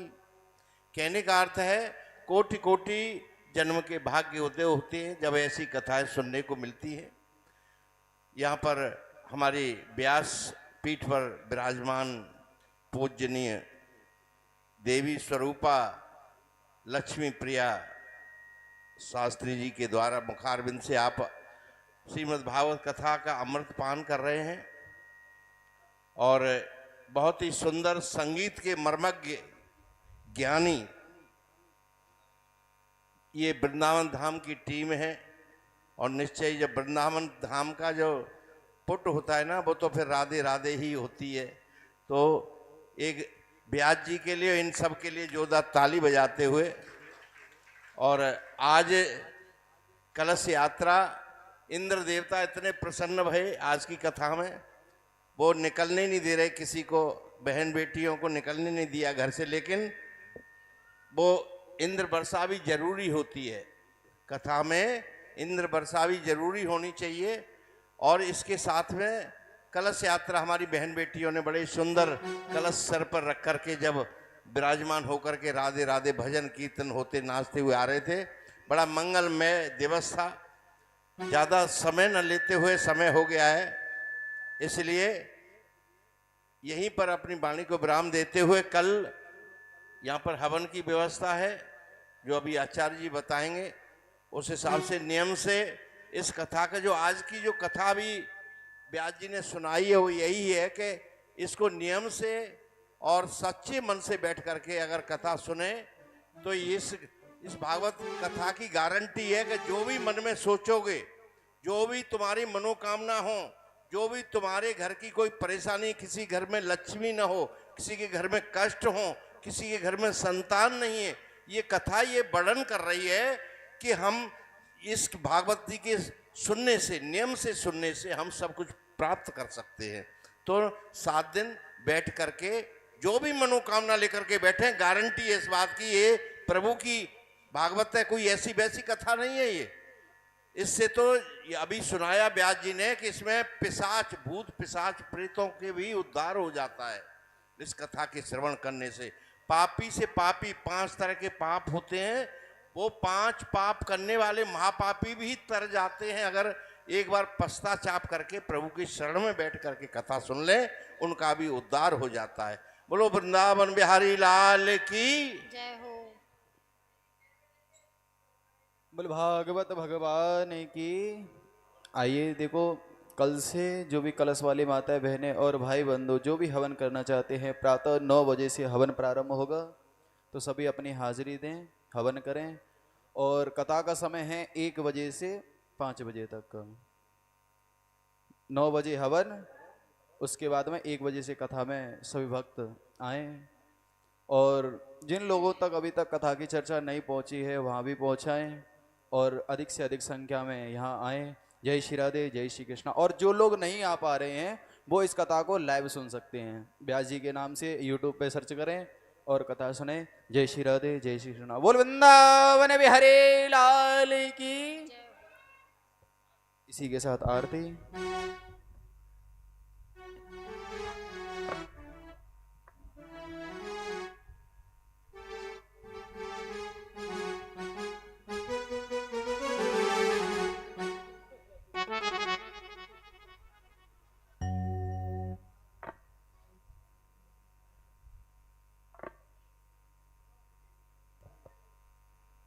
ओम चंद्रमा मनसोर्जातशो सूर्यो अजायत श्रोत्राद्वा। अरे परीक्षित जी आपको करनी है पहले इधर। अरे भैया तुम्हारी तो अभी ते सीताराम है रही है, इधर देखो आरती करनी है पहले। हाँ ओम चंद्रमा मनसोर्जातशो सूर्यो अजायत श्रोत्राद्वा यश प्राणस्य मुखान्तग्निरजायत। श्री बांके बिहारी तेरी आरती गाओ, बांके बिहारी तेरी आरती गाओ, हे बांके बिहारी तेरी आरती गाओ, बांके बिहारी तेरी आरती गाओ।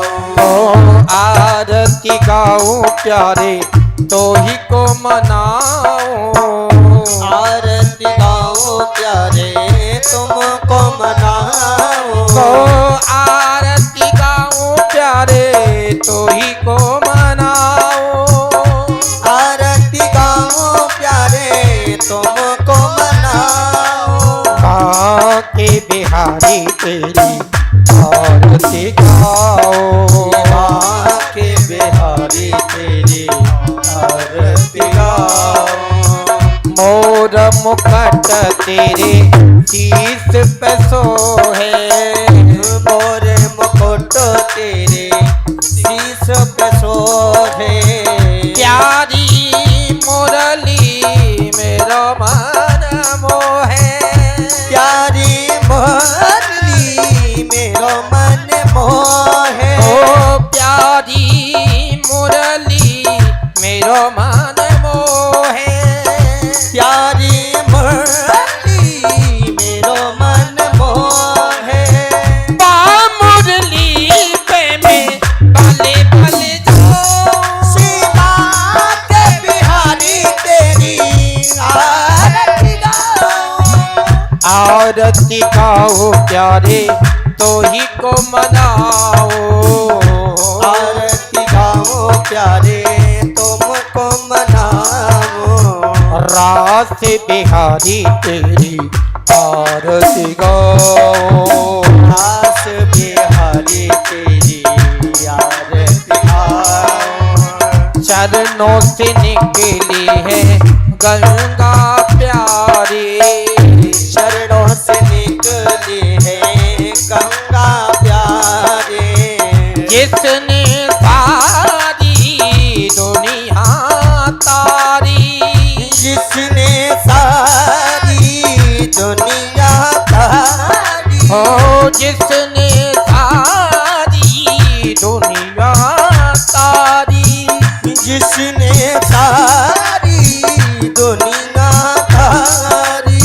उन चरणों में शीस झुकाओ, के बिहारी तेरी आरती गाओ, ओ आरती गाओ प्यारे तो ही को मनाओ, आरती गाओ प्यारे तुमको मनाओ। रास बिहारी तेरी आरती गाओ, रास बिहारी तेरी आरती गाओ, प्यास अनाथ के नाथ आप हो, प्यास अनाथ के नाथ आप हो, सुख दुख जीवन प्यारे साथ आप हो, सुख दुख जीवन प्यारे साथ आप हो, सुख दुख जीवन प्यारे साथ आप हो, सुख दुख जीवन प्यारे साथ आप हो। युगल छवि के में दर्शन पाओ, बांके बिहारी तेरे आरती गाओ, तेरा से बिहारी तेरी आरती गाओ, रास बिहारी तेरी आरती गाओ, श्री हरिदास के प्राणन प्यारे, श्री हरिदास के प्राणन यशोदा माँ के नैनन तारे यशोदा माँ के नैनन तारे ओ यशोदा माँ के नैनन तारे यशोदा माँ के नैनन तारे युगल छवि को मैं दिल में बसाऊं बाके बिहारी तेरी आरती गाऊं रात बिहारी तेरी आरती गाऊं श्रीराज बिहारी तेरी आरती गाऊं संग तो है ब्रजभान दुलारी संग सोहे ब्रज भान दुलारी संग तो है ब्रजभान दुलारी संग सोहे ब्रज भान दुलारी ललिता विशाखा राधा प्यारी ललता विशाखा राधा प्यारी हो ललिता दिक सब सखियां प्यारी ललता देख सब सखियां प्यारी दास सदा वृंदावन पाई आके बिहारी तेरी आरती गाऊं तेरा बिहारी तेरी आरती गाऊं श्रीनाथ बिहारी तेरी आरती गाऊं ओ आरती गाऊं प्यारे तो ही को मनाऊं आरती गाऊं प्यारे तुमको मनाऊं कोई राधा तू की प्यारे तेरी आरती गाऊं श्रीनाथ बिहारी तेरी आरती गाऊं कर्पूर गौरम करुणावतारम संसार